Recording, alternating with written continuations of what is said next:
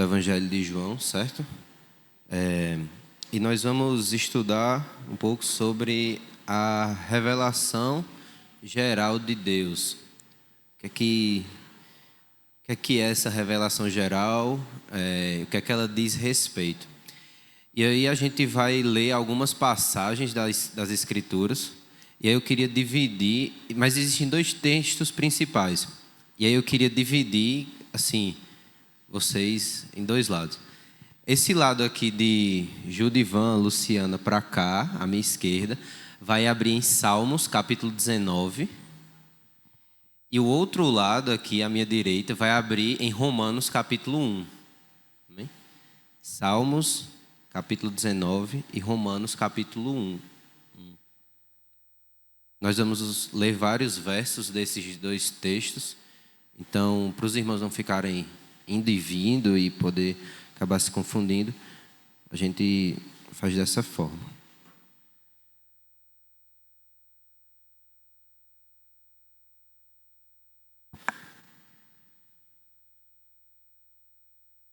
Revelação geral, né?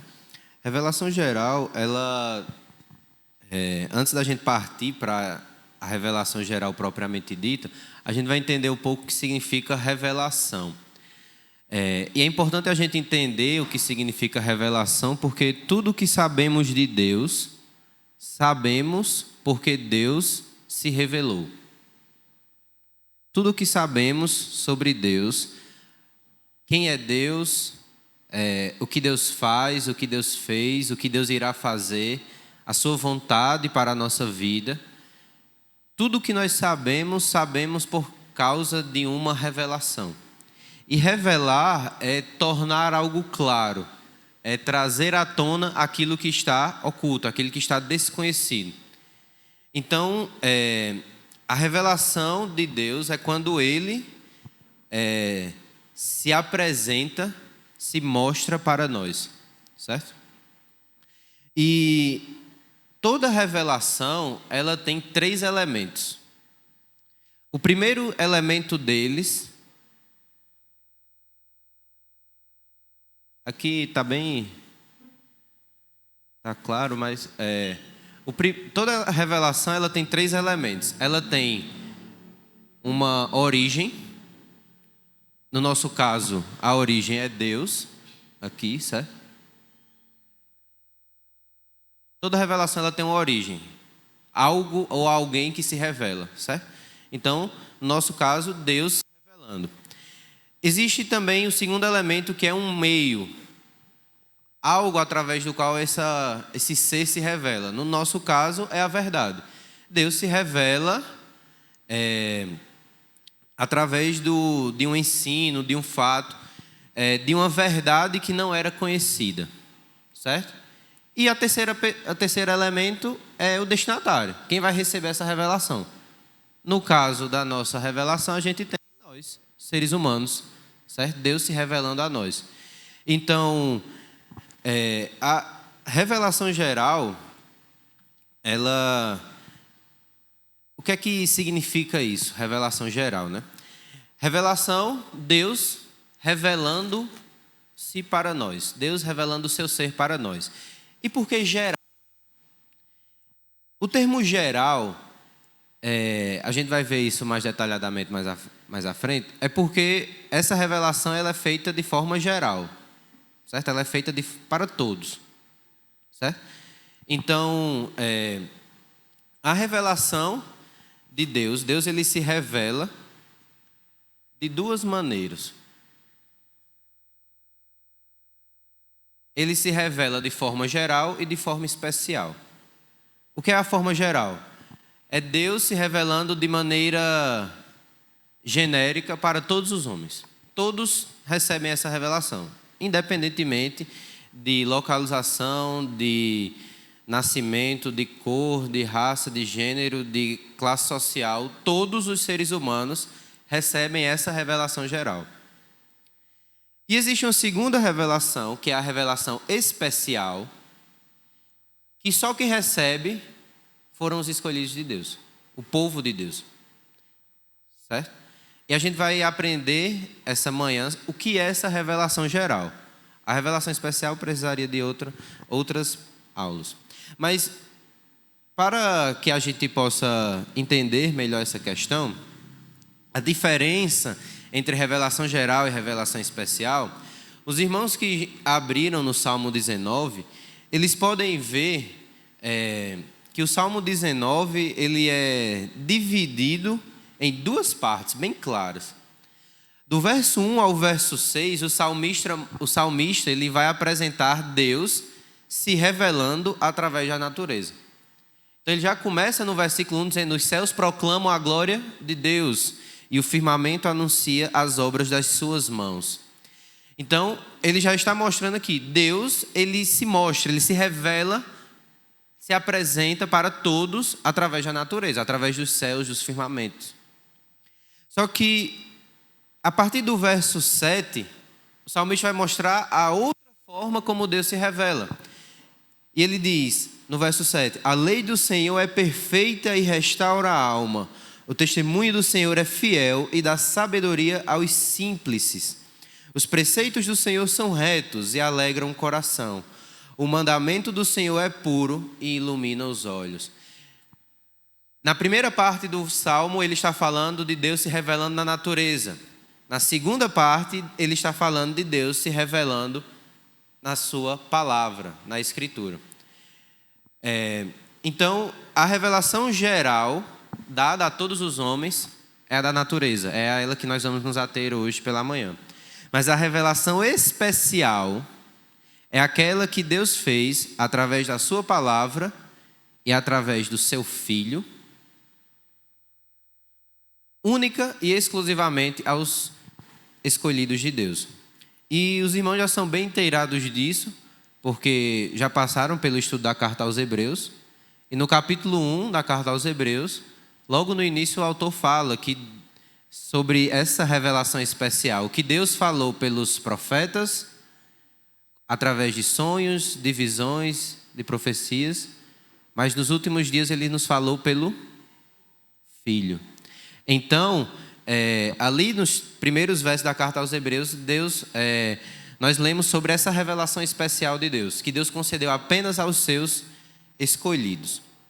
Mas hoje nós vamos nos ater à revelação geral, aquela que Deus fez, aquela que Deus faz para todos os homens. E o que é essa revelação geral? Essa revelação geral, ela recebe esse nome por dois motivos.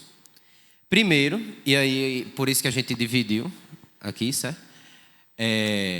Eu queria pedir que alguém desse lado de cá, que ficou com o Salmo 19, lesse o verso 1. A gente já leu, mas vamos ler de novo. Alguém pode ler o Salmo 19, verso 1.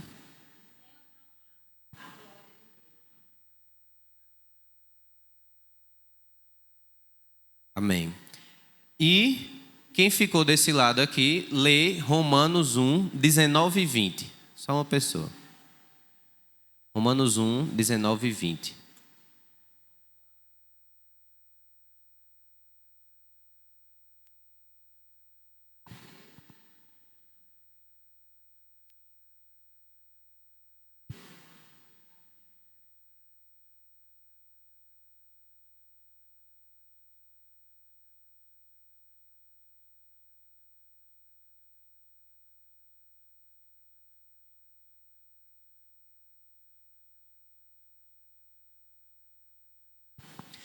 Amém. Então, nesses dois textos, nós lemos que Deus, ele manifestou o seu ser na criação. O Salmo 19, que a irmã Cristina leu, diz que os céus proclamam a glória de Deus. Não existe nenhum canto desse mundo que não tenha céu. Não existe. Para onde você for, se você for lá para o extremo oriente, ou se você for para o extremo ocidente, vai ter céu. Se olhar para cima, vai ter um céu. Pode ser que ele seja um pouco azul, um pouco cinza, dependendo da região, mas vai ter céu. A ideia é que, para onde o homem vá, ao ver o céu está gritando, proclamando a glória de Deus.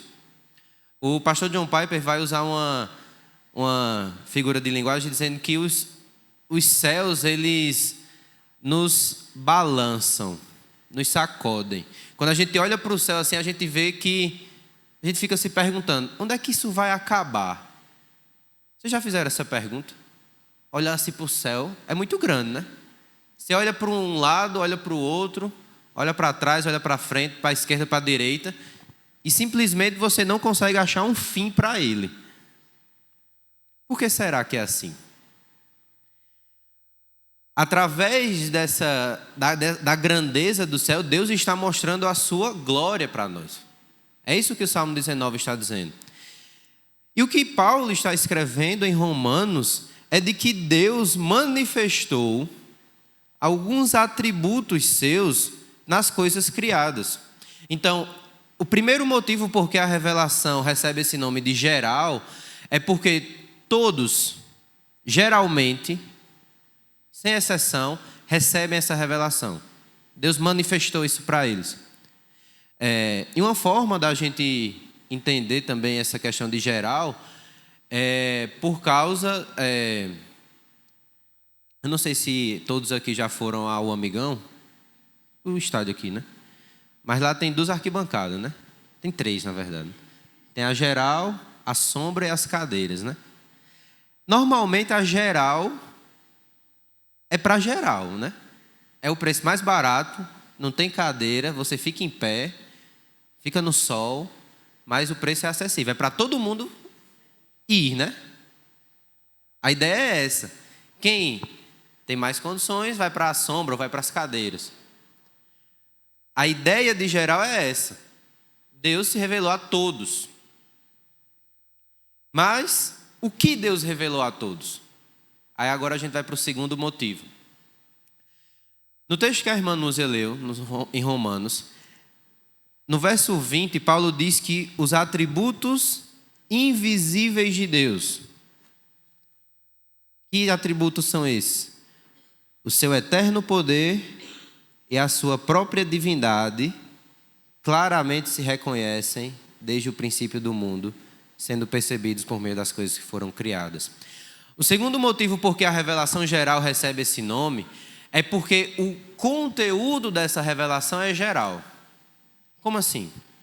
Paulo está dizendo que o que Deus manifestou através das coisas criadas foram o seu poder e a sua divindade. Deus não revelou o seu amor através das coisas criadas. Ninguém consegue olhar uma árvore e ver o amor de Deus. Eita, essa árvore mostra o amor de Deus. Ninguém consegue pensar nisso. Ninguém consegue também pensar na justiça de Deus ao olhar o pôr do sol. Você está em casa, final da tarde assim, aí você olha para o céu assim, está aquele céu amarelado, alaranjado. Você não consegue olhar a justiça de Deus ali. Você consegue olhar a glória, o poder, dizendo, quem fez isso realmente é poderoso. Tem que ser alguém que tem sabedoria acima de qualquer coisa.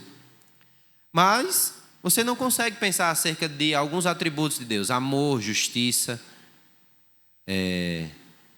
Você não consegue pensar a respeito de misericórdia. Não consegue pensar a respeito de perdão de pecados, redenção, ao olhar para a natureza. Então é por isso que essa revelação que Deus deu a todos também recebe esse nome de geral. Porque ela é de um conteúdo geral, ela é genérica. Ela diz algumas informações genéricas de Deus. Mas o que é que isso tem a ver, então, conosco? Vocês podem estar se perguntando aí. Mas a gente vai chegar lá, certo? Antes da gente chegar lá, a gente vai ver só mais 2 coisas. Como é que essa revelação chega para nós? Certo? Essa revelação pode vir até nós por meio de algo. É o que na teologia chama de revelação geral mediata. Por exemplo, como é que vocês sabem as notícias? O que é que vocês usam para se informar, normalmente? Os meios de comunicação, né? Um jornal, Hoje usa muito rede social, né, para saber as notícias. Mas normalmente a gente usava jornal, né? Assim, E essa questão de imediata está relacionada justamente a isso, porque é daqui que vem a ideia de mídia. Mídia é isso, meio. Porque o jornal é esse meio de comunicação, é como você... Aconteceu um fato. Misericórdia, mas assaltaram um mercadinho ali. Como é que você sabe a respeito desse fato? Através de um meio de comunicação, do jornal, vai passar lá. Às 17 horas do dia tal, assaltaram o mercadinho ali na rua. Algo foi revelado através daquele meio de comunicação. No nosso caso, da revelação geral, esse meio é a natureza. Então Deus ele se revela de forma geral. Ele revela o seu poder e a sua divindade a todos os seres humanos através da natureza. Através das árvores, do céu, dos animais, da pessoa que está do seu lado. Você pode olhar para ela e, porque ela é a imagem e semelhança de Deus, você consegue ver, assim, ter a noção de Deus através dessa pessoa. Só que alguém poderia dizer, e aqueles que não enxergam? Existem pessoas que são cegas, né? Que não enxergam, deficientes visuais. Como é que eles... Será que Deus não se revelou a eles porque eles não conseguem ver? Não. Porque essa revelação geral, ela também ocorre de forma imediata, de forma direta. Enquanto a revelação geral ela é imediata, ela acontece através de um meio, mas ela também acontece diretamente. E aí eu queria pedir que o pessoal que está aqui em Romanos, alguém lesse Romanos 2,15. Romanos 2,15.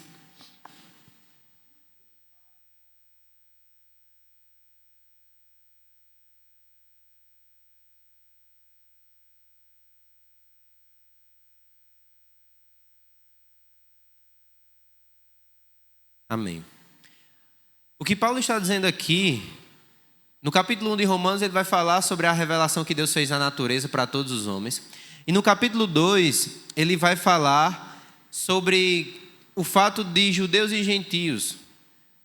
E aqui no verso 15, ele está dizendo que esses gentios que não conhecem a palavra, eles também não têm desculpa, dizendo que, Deus não se mostrou para mim.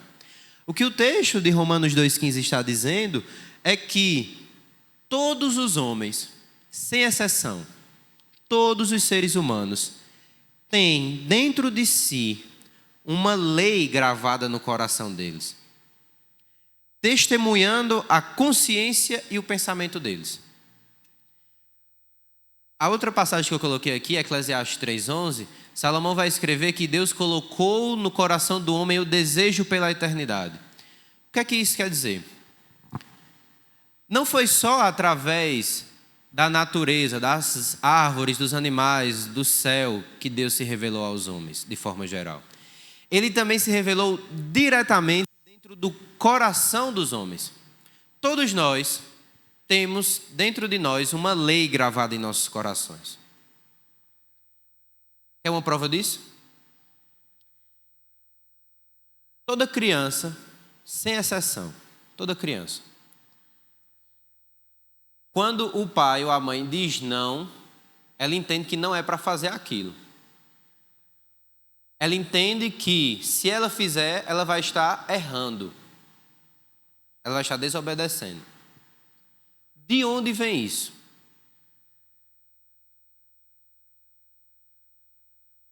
Muitos pais, eu acredito que a grande maioria, não fala desobedecer para uma criança de 1 ano e meio, 2 anos. Elas não têm essa noção. O que é desobediência? Mas se você disser não, e ela fizer, ela vai entender que errou. De onde vem isso? De onde vem a noção, por exemplo, daqueles povos assim, quando a gente escuta os relatos, né? Para uns povos bem distantes. De onde eles têm a noção de que Tirar a vida de alguém é errado. Não tem Constituição Federal lá, muitas vezes. Mas eles têm essa noção. De onde veio isso? Paulo está dizendo que o próprio Deus colocou isso no coração de todos. Todos os homens têm dentro de si esse testemunho gravado em seus corações, que, como o irmão leu, pode acusar ou defender ele. Se ele fizer o que vai contra essa lei do seu coração, a consciência dele pesa. Só que muitas vezes a pessoa nunca nem ouviu falar da Bíblia. Cresceu em um lar ateu, por exemplo. Pai e mãe não creem em Deus, não acreditam em Deus. Mas ele fez aquilo lá e a consciência pesou. Por que a consciência pesou? Porque dentro de cada um de nós, Deus colocou uma lei gravada em nossos corações, que nos dá esse senso de certo e errado, de bem e mal. Então, essa revelação, ela recebe esse termo, essa revelação geral, ela recebe esse nome imediato porque ela também é direta. De tal forma que não existem desculpas, todos receberam uma revelação de Deus. Tendo acesso à palavra, que é a revelação especial, ou não, todos receberam. Na natureza, eles podem olhar e a natureza está gritando a glória de Deus, está mostrando a glória de Deus. Salmo 19 falou isso. Dentro de si, se alguém, eu não quero observar isso, mas dentro de si, todos também têm essa revelação, esse senso de certo e errado, essa lei gravada nos seus corações, que testemunha a sua consciência. Então,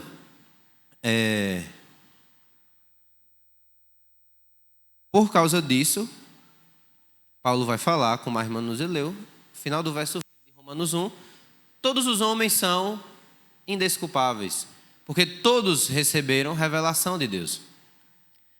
Mas aí existe uma pergunta que agora vai começar a direcionar mais para nós. E a pergunta que todos se fazem quando estudam isso é possível nós termos conhecimento de Deus a fim de sermos salvos apenas a partir dessa revelação geral? Em outras palavras, é possível ser salvo apenas através do testemunho da natureza e da consciência? Essa é a pergunta que nós precisamos responder quando estamos estudando a revelação geral.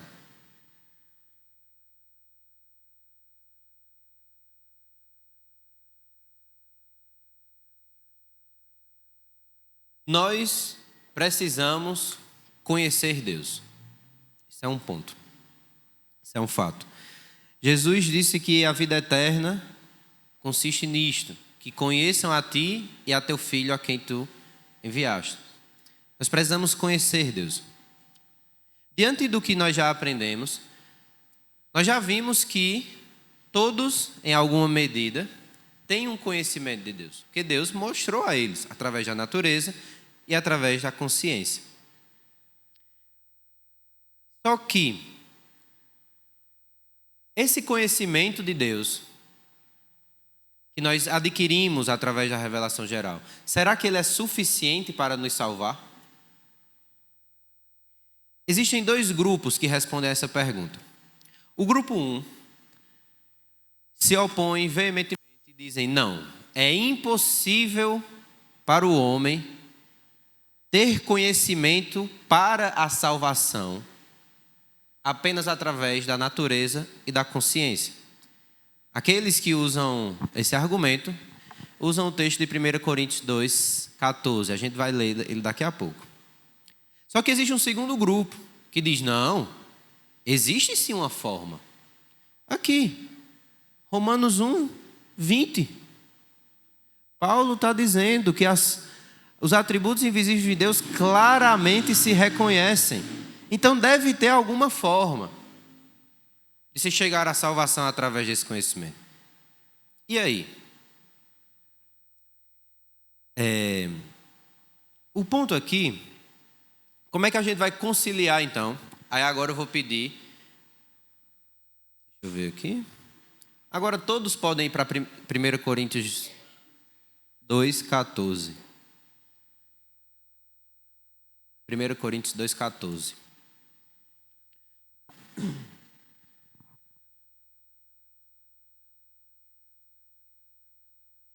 1 Coríntios 2,14 diz assim: ora, o homem natural não aceita as coisas do Espírito de Deus, porque lhes são loucura, e não pode entendê-las, porque elas se discernem espiritualmente. Paulo está dizendo, o homem natural não pode entendê-las. Só que a gente já leu Romanos 1,20, onde Paulo diz que os atributos invisíveis de Deus claramente se reconhecem para todos. Como é que a gente concilia esses dois pontos? Para entender isso, a gente vai precisar vir um pouco para o português e um pouco também para a nossa experiência diária. A palavra conhecer, ela é bem abrangente. Correto? Ela é bem abrangente. E na nossa língua só tem uma palavra para isso. Só tem uma palavra para conhecer. Seja você conhecer qualquer coisa. Por exemplo, vocês me conhecem. Certo? Vocês me conhecem, estão me vendo aqui. Vocês sabem quem são meus pais, talvez a maioria saiba, sabe quem é minha família, sabe quem é minha esposa. Vocês me conhecem. Conhecem? Amém? Só que minha esposa conhece de uma forma que ninguém aqui conhece. Correto? E todos aqui têm essa noção do dia a dia, né? Eu estou aqui olhando, eu conheço todo mundo. Só que o cônjuge de vocês, dentro de casa, é que conhece vocês mesmos. Muito mais do que eu, o pastor, os presbíteros, qualquer pessoa. O cônjuge de vocês conhece vocês. Só que a gente diz que conhece, né? Só tem uma palavra, conhecer. Quando a gente vai para as Escrituras, principalmente do Novo Testamento, elas não foram escritas no português, elas foram escritas no grego. E diferentemente do português, no grego existe mais de uma palavra para conhecer. Existe mais de uma palavra. E é interessante porque nos dois textos que lemos, Romanos 1,20 e 1 Coríntios 2,14, o verbo conhecer está lá, na nossa versão. Porém, quando Paulo escreveu aqui, lá na língua grega, ele usou duas palavras diferentes. Porque em um texto ele estava falando de um conhecimento e no outro ele estava falando de outro conhecimento. No texto de 1 Coríntios 2,14, quando Paulo fala que o homem natural não entende ou não conhece as coisas do Espírito, ele usou uma palavra grega chamada gnosko. Gnosko, para quem fez a carta de João, já é bem conhecido, né? Daqui vem gnosticismo, certo? Gnosko, ele tem essa ideia de conhecimento íntimo, de familiarizar-se, próximo, o conhecimento que você tem do seu cônjuge. Gnosko é isso. Então, quando Paulo fala em 1 Coríntios 2,14 que o homem natural não pode conhecer as coisas de Deus, as coisas do Espírito. Ele está dizendo que o homem natural não pode se familiarizar com elas, não pode ter conhecimento íntimo, conhecimento profundo, comunhão, como você tem com seu cônjuge. O homem natural não pode ter essa intimidade, essa proximidade com Deus. Por quê? Porque as coisas de Deus são loucuras para esse homem natural. Já em Romanos 1:20, quando Paulo escreve que os atributos invisíveis de Deus claramente se reconhecem, esse se reconhecem, em algumas traduções traz, claramente são conhecidas, certo? Em algumas traduções traz assim. A palavra que Paulo usou aqui é esse Noel. Não Papai Noel. Mas essa palavra significa perceber algo, ter a consciência de algo, saber que algo existe. Então, quando Paulo fala em Romanos 1:20, que os atributos invisíveis de Deus claramente se conhecem, ou são conhecidos por meio das coisas que foram criadas, ele está dizendo o quê? Ele está dizendo que esses atributos invisíveis de Deus, esse conhecimento genérico de Deus, são conhecidos claramente, são percebidos, são capturados pela mente através das coisas criadas.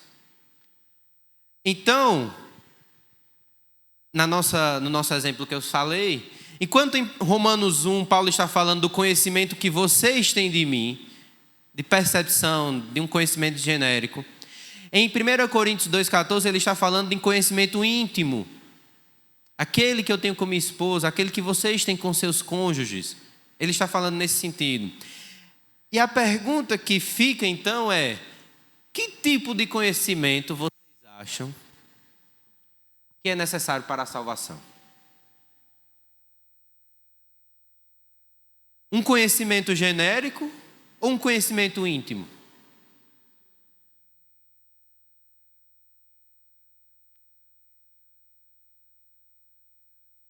O que é que os irmãos acham? Conhecimento íntimo, né? Do 1 Coríntios. O conhecimento íntimo. E aqui tem um ponto muito importante.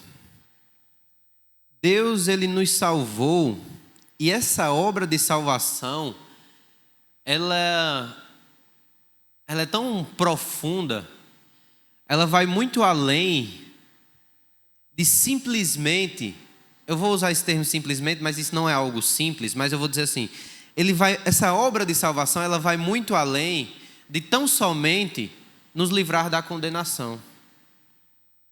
Essa obra de salvação, por exemplo, ela inclui a adoção de filhos.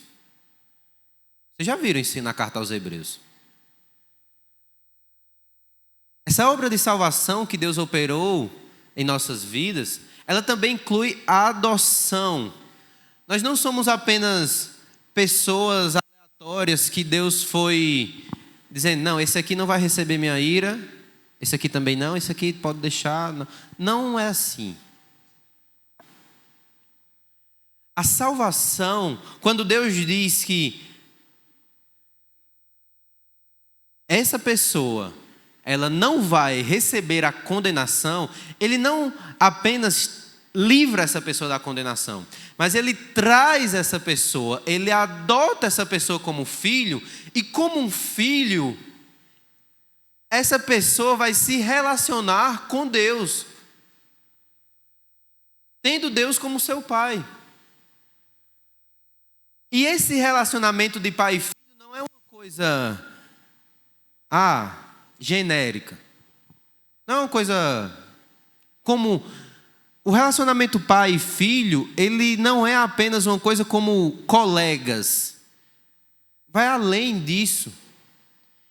É mais profundo, é mais íntimo. E todos aqueles aqui que já são pais têm essa noção.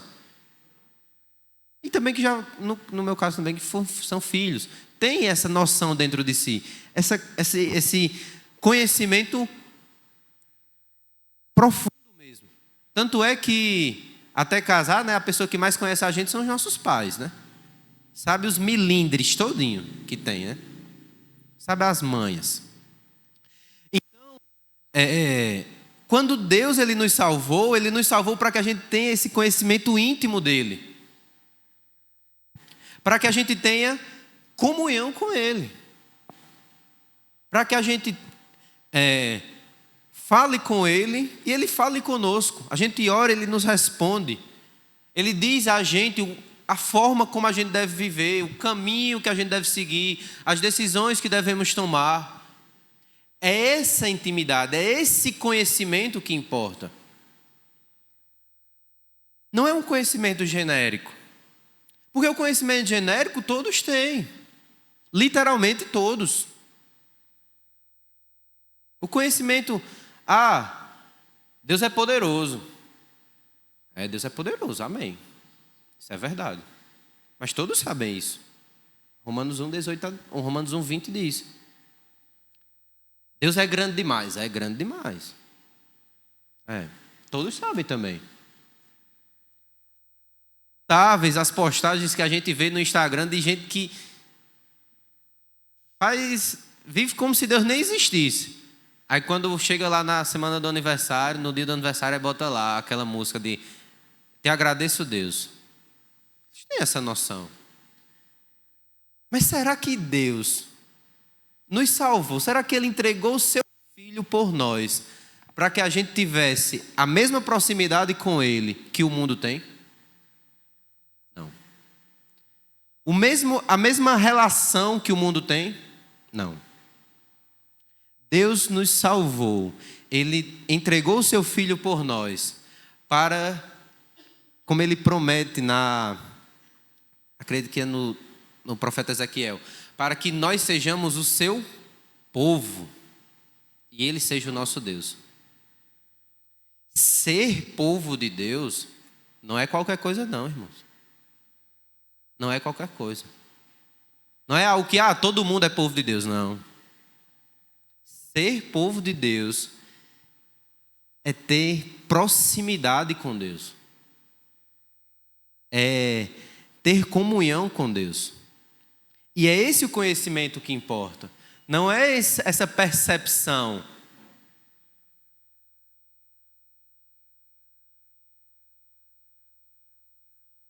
É essa família. Essa experiência pessoal. É se familiarizar com Deus. Mas, por quê? Alguém poderia perguntar, por que não é possível? Já que Deus se revelou através da natureza, se revelou diretamente na consciência dos homens, por que não é possível conhecer a Deus? Será que o problema está em Deus? Não. Será que o problema está na criação? Será que o problema está no meio que Deus está usando para se revelar, que não é claro o suficiente? Também não. Daqueles 3 elementos que a gente viu, o problema nem está em Deus, nem está no meio, o problema está nesse rapaz aqui. O que é que essa pessoa, que somos nós, fazemos naturalmente com a revelação que a gente recebe na natureza? Agora todos podem ir para Romanos 1, que a gente vai passar por ele. Romanos capítulo 1.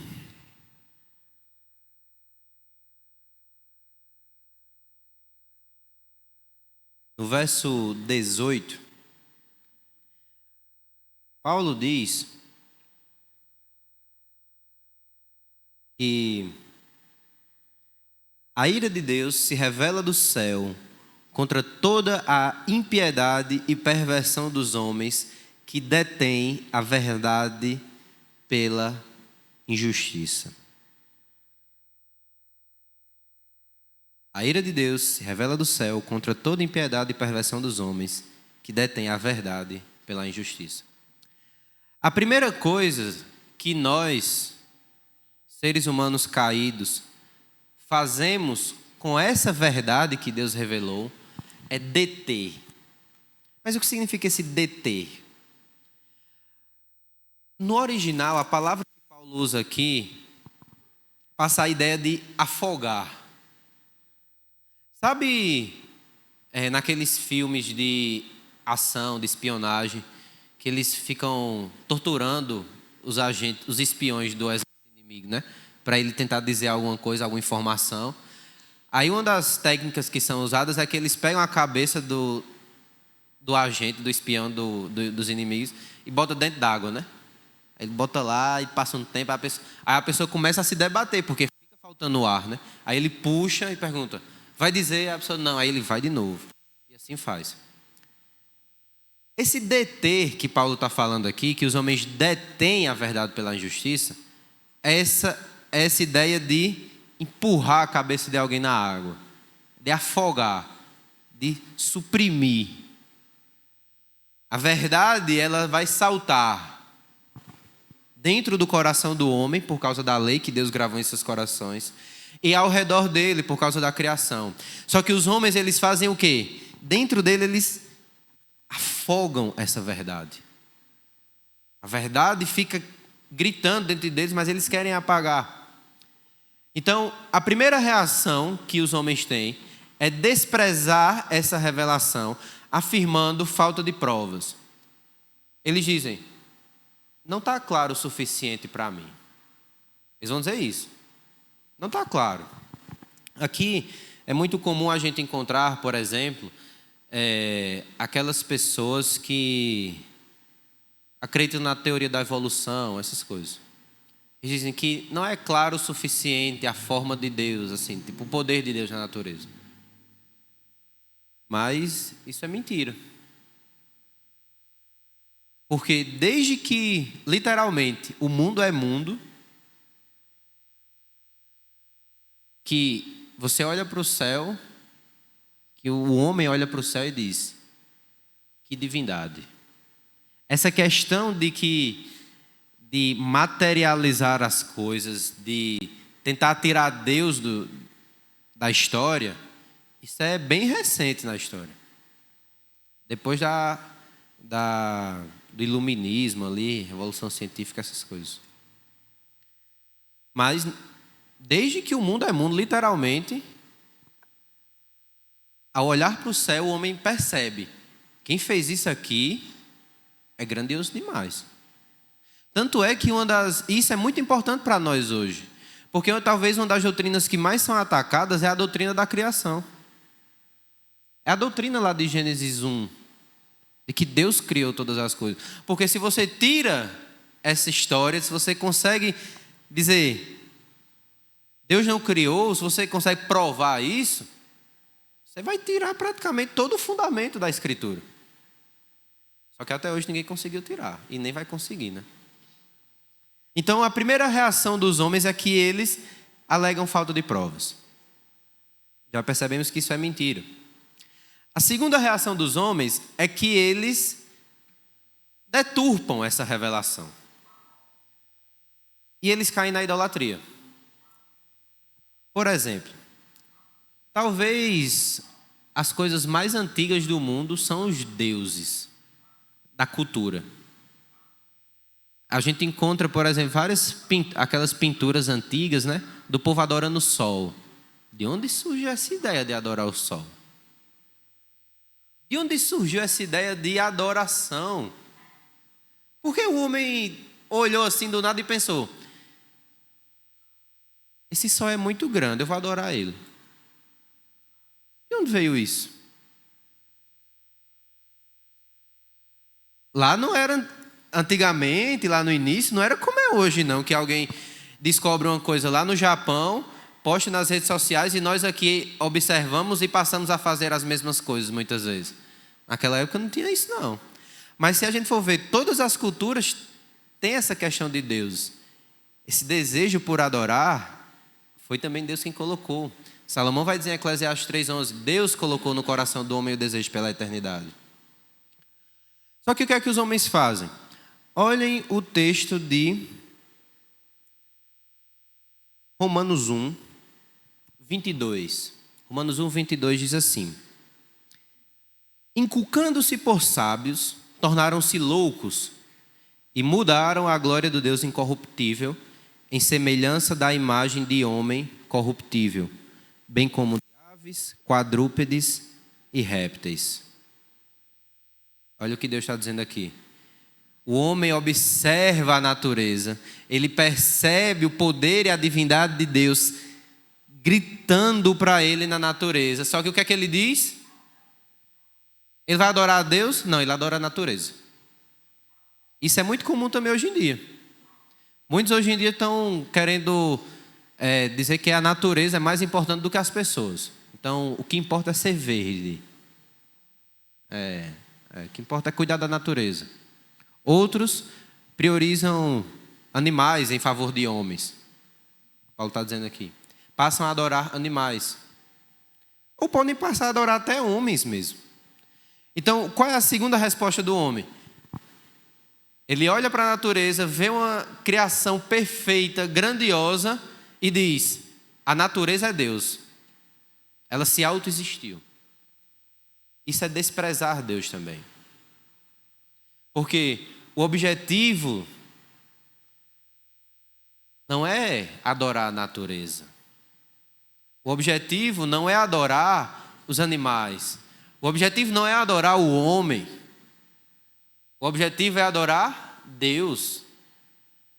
Isso também está relacionado com a questão de posses. Com a questão de posse. A gente percebe muito no Antigo Testamento que os homens de Deus, eles eram muito abençoados com gado, rebanho, ovelhas, muitas posses. A gente percebia isso. E hoje estão deturpando isso, dizendo que é teologia da prosperidade, que todo crente tem que ter 10 cabeças de gado. Não, isso é heresia. Mas se a gente vê a vida desses homens de Deus, a gente vai perceber que eles não valorizavam as posses. Eles valorizavam o Deus que deu as posses. Isso também é válido para nós hoje. Quando Deus nos agracia com algo, com condições financeiras, com carro, com casa, com bens, não é para a gente passar a adorar a casa, o carro, os bens. É para a gente passar a adorar ainda mais o Deus que deu aquilo para a gente. Não é para a gente chegar para o irmão da gente e dizer: ó a casa que Deus me deu. Deus me deu uma casa lá na praia, meu amigo. Vai orar que tu recebe uma também. Não é assim. O correto é: Deus me agraciou com uma casa na praia. Deus me deu uma casa na praia. Olha o tamanho desse Deus, porque eu nunca pensei que teria condições de ter isso. Mas Deus me agraciou. Louvado seja Deus. Vá atrás desse Deus. Eu não estou dizendo que Ele vai dar uma casa na praia, não. Mas esse Deus é muito melhor do que uma casa na praia. Deus, Ele não dá a glória dele a ninguém. E o objetivo dele é ser glorificado. Esse é o maior propósito de Deus. É trazer glória para si. Então, quando Deus dá qualquer coisa para a gente, quando Ele dá uma criação como essa para a gente, não é para a gente estar adorando a criação, é para a gente estar adorando a Deus. Porque maior que a criação é o Deus que fez a criação. Então a gente viu que os homens alegam falta de provas, eles também caem na idolatria, e tem um terceiro desprezo, o ateísmo. Olha o que Paulo fala no 22, a gente já leu. No 21, perdão. Ele diz: porquanto, tendo conhecimento de Deus, não o glorificaram como Deus, nem lhe deram graças. Antes se tornaram nulos em seus próprios raciocínios, obscurecendo-lhes o coração, insensato. Inculcando-se por sábios, tornaram-se loucos. O que é que o homem diz? A terceira resposta. Ou ele diz que Deus não se apresentou claro o suficiente. Ou ele diz que a natureza é Deus. Ou ele vai dizer o terceiro. Terceira mentira. Deus não existe. Quando Paulo fala que eles têm conhecimento de Deus, mas mesmo tendo esse conhecimento, não o glorificaram como Deus, nem lhe deram graça. Ele está dizendo o seguinte: eles estão negando Deus. Eles estão negando Deus. Isso acontece isso aconteceu na nossa vida também. Porque se a gente for olhar para a nossa vida antes de ser alcançado pela graça, a gente dava alguma dessas respostas. Alguma delas. Ou a gente alegava falta de provas e dizia: esse negócio de Deus é besteira. Ele existe lá, mas isso aí, o que importa é isso aqui, é na terra. A gente dizia isso. Ou a gente caía na idolatria, adorando, seja a natureza, sejam os homens, sejam homens que estão vivos ou que já morreram. Ou terceiro, a gente era ateu. Se Deus não existe. Eu não sei se tem alguém que aqui era ateu. Mas nós fazíamos isso também. E por que tanto desprezo? Por que tanta negação? A gente lê Romanos 21, 21. Pecado. O pecado, meus irmãos, é o nosso pior inimigo.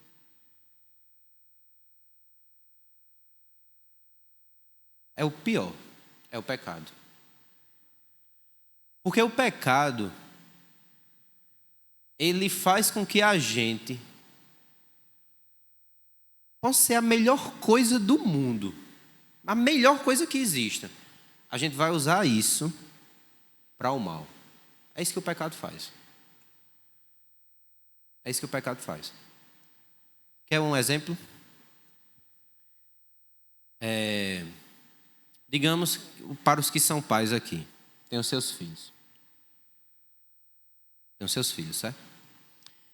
E aí você ama muito seu filho.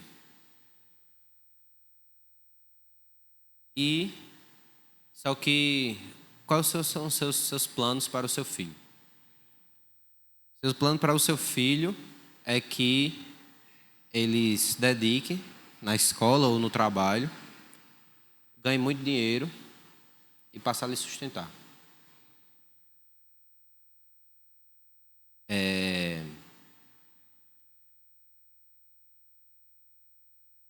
O filho precisa ajudar os pais nas velhices? Sim, isso é bíblico. Jesus combateu os fariseus por eles não estarem fazendo isso. É errado desejar uma carreira para o filho? Não. Só que, quando nós queremos que a vida do filho seja para nós, pais, e nós tiramos Deus da jogada, então, meio que, não importa muito se ele é crente, não, contanto que ele faça isso. O que a gente está dizendo é que nós somos o Deus desse filho. Ele é para servir a gente, não é para servir a Deus, não.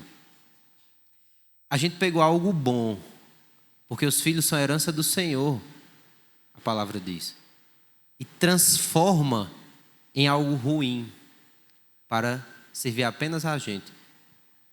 Isso é pecado. Isso é só um exemplo do que o pecado pode fazer.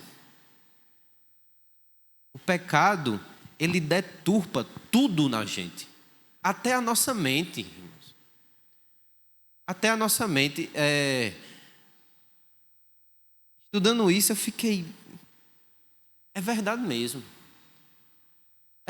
Porque a gente não consegue. Às vezes a gente olha assim... E agora que somos crentes, a gente lê a palavra e ela parece tão clara, né? Ela parece tão... Porque a gente, às vezes, lia essa palavra antes e escutava alguém pregar e não entendia ela. Ela parece tão clara agora. Porque o pecado, ele cega o entendimento, ele obscurece o entendimento. Paulo diz em Romanos 1:20 que os atributos invisíveis de Deus claramente, a ideia desse claramente aqui é de algo visível, perceptível, lógico, claro, é tão óbvio. Por que não percebemos isso? Por causa do pecado. Então, essa obra de salvação que Deus operou em nós, abrindo o nosso entendimento, nos libertando do poder do pecado, é grandiosa. Porque ela faz com que agora você receba as bênçãos de Deus e possa usar elas da maneira certa. Porque possa ser que antes, digamos, se você recebesse, naquele exemplo que a gente disse, né? A casa na praia. Você recebeu a casa, você não era crente, recebeu a casa na praia. Aí você usava a casa na praia para fazer farra. Como um âmbito de prostituição, de lascívia, para desagradar a Deus. Só você transformou uma coisa boa em algo ruim por causa do pecado. Só que agora, por causa da obra do Espírito Santo na sua vida, dessa salvação que Deus operou, aí você usa a casa na praia agora, talvez, não sei, para fazer um agrupe, edificar outras vidas. Olha a transformação que aconteceu. Isso é devido a quê? A obra de Deus de salvação. Então, esse desprezo que as pessoas dão é por causa do pecado, e ele também está enraizado na gente. Mas Deus nos libertou desse poder do pecado. E graças a Deus por isso. Como é que Deus faz isso? Como é que Deus nos libertou do poder do pecado?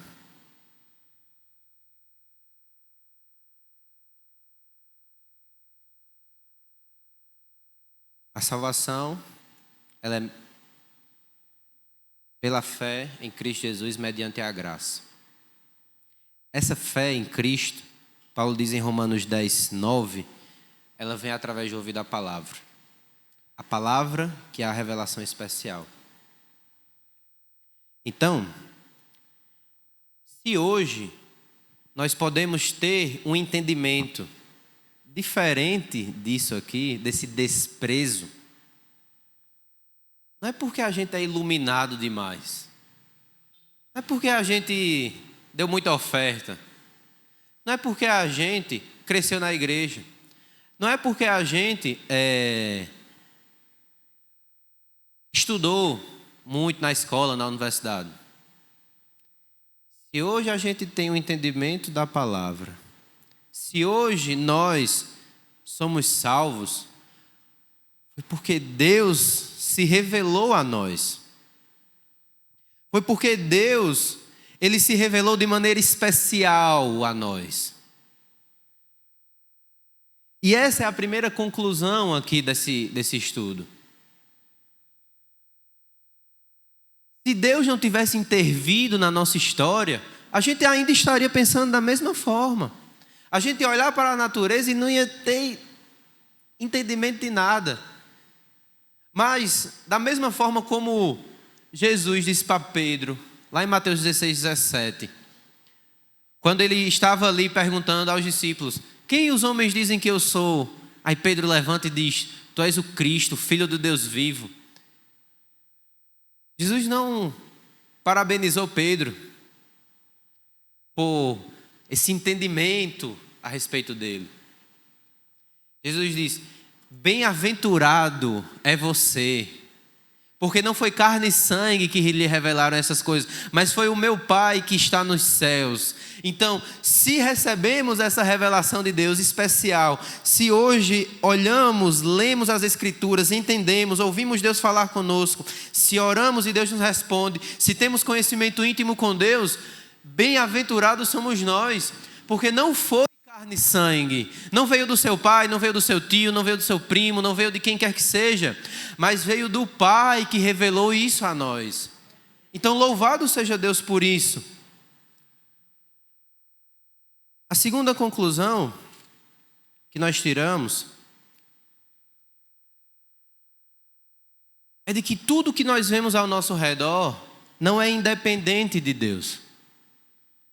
Deus, ele se revela através da natureza, através do sustento da natureza. Ele sustenta todas as coisas. Através também de como ele criou todas as coisas. Então, a natureza não é independente de Deus.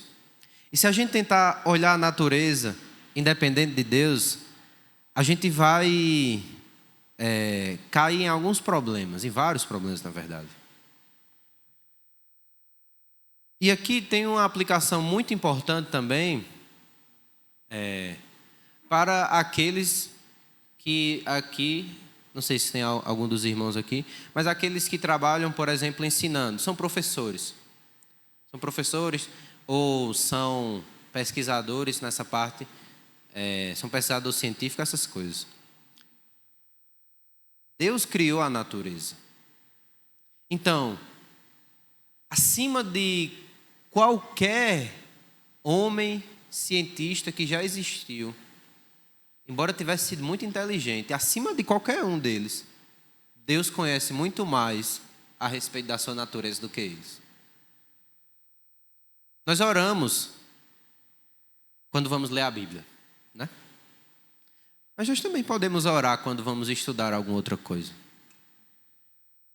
Quando a gente for estudar, digamos, quem é professor, vai preparar sua aula, vai estudar um material ali, ou vai dar aula na salinha também.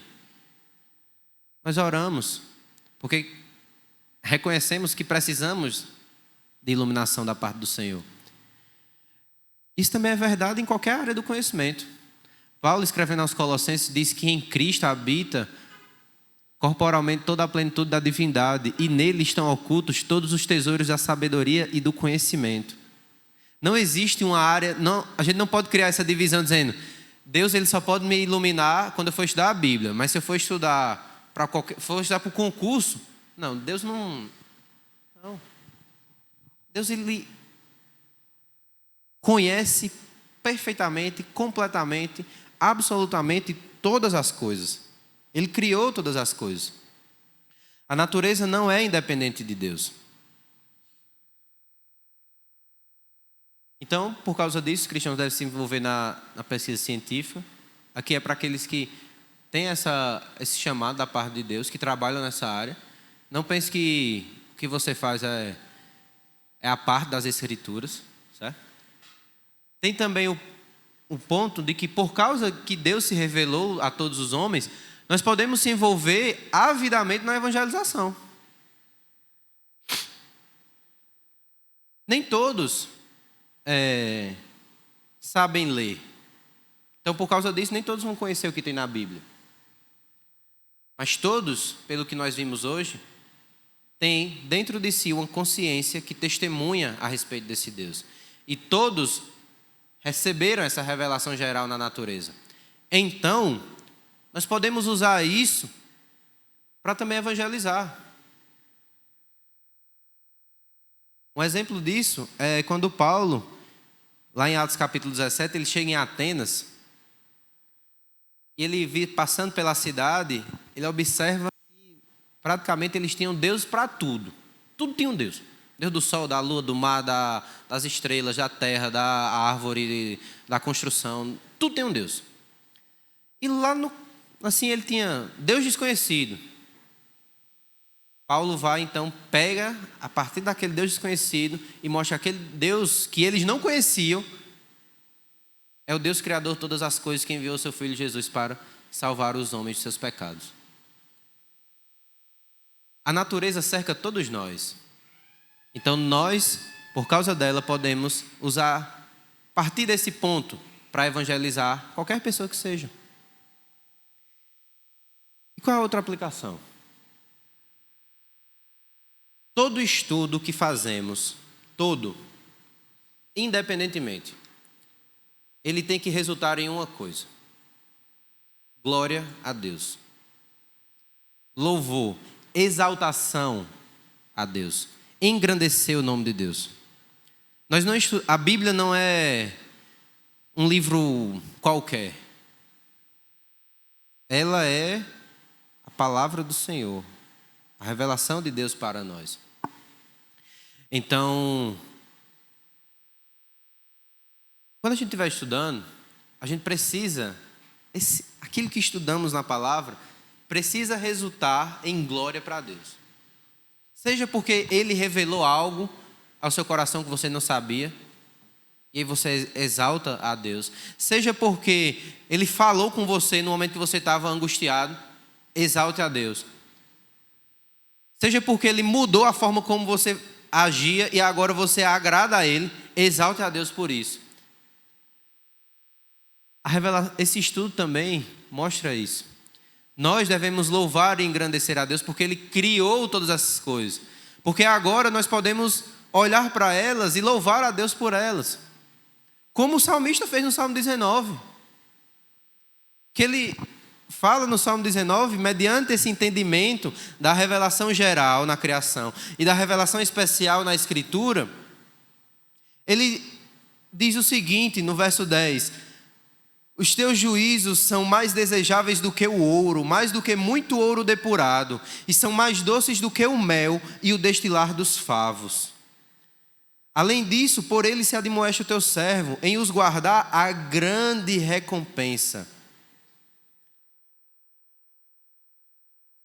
Esse conhecimento de Deus precisa saltar aos nossos olhos, como saltou para o salmista. Nós precisamos afirmar, como o salmista está dizendo aqui, ele é mais desejável do que o ouro, e mais doce do que o mel.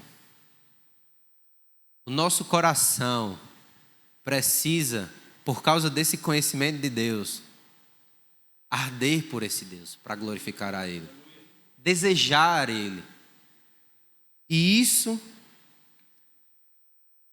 acontece porque Deus se revela, e Ele se revelou a nós.